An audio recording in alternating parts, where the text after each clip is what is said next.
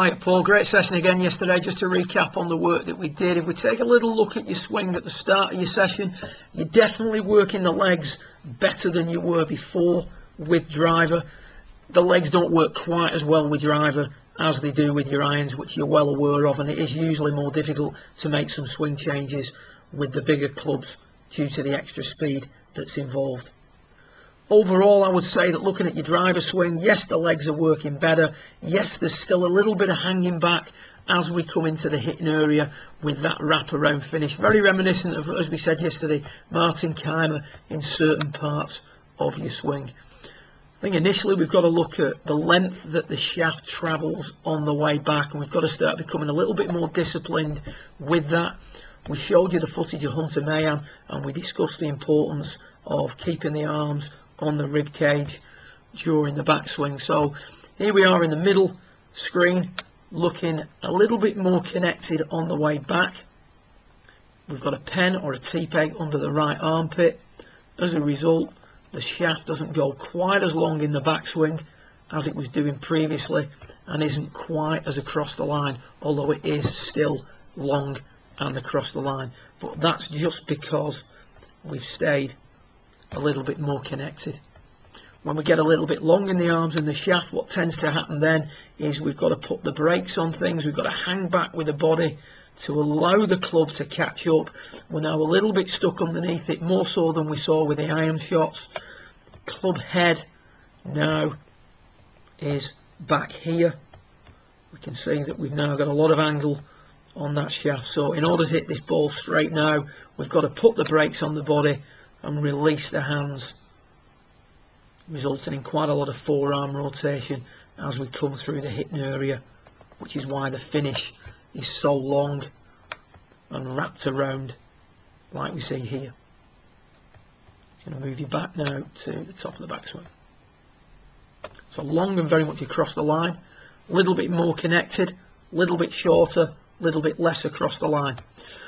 One thing we noticed during the early part of your session was, and the thing we discussed, was that the shoulders don't turn at 90 degrees to the spine enough. There's a tendency to roll the left shoulder level and consequently get the club rolling behind you a little bit more than what we would want ideally. So the pitch of the shoulders here is just a little bit too flat, which is rolling everything behind you, which means now we've got to lift to get to the top, which leads to a little bit of disconnection, but also leads to that across the line position because the forearms aren't rotating properly. What we now suggested here is that we feel that the left shoulder works down a little bit more during your takeaway. You can see with the left shoulder working down more during the takeaway, the shaft of the club doesn't roll behind you quite as much early in your swing. The pitch of the shoulders is a little bit more upright, a little bit more at 90 degrees to the spine. Now we can continue to rotate the forearms as we swing to the top.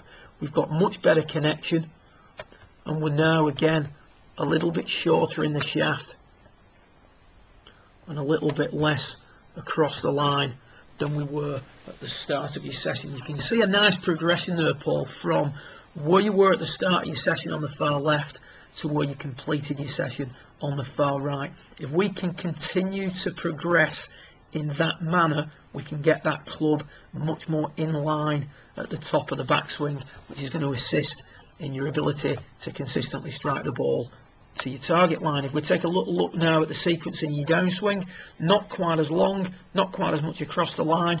We can now unwind things in better sequence, and as you're approaching impact now, instead of the club being lost behind you, it's much more in line with the hands, much less angle on the shaft than what we're seeing on your original footage here on the far left. Not as trapped, not as hunched. You said yourself that you're a little bit taller. Remember what we discussed, the more you hang on to it, the more you sort of hunch up as the spine tilts back. And then from there now, you don't have to rotate the arms quite as much to square things up. Quieter pass it on the way through, and the finish now is much less wrapped around and looking much more under control than what we see on the far left. So a super progression there in key areas. I'm just going to get rid of the lines and put you in those 2 key areas.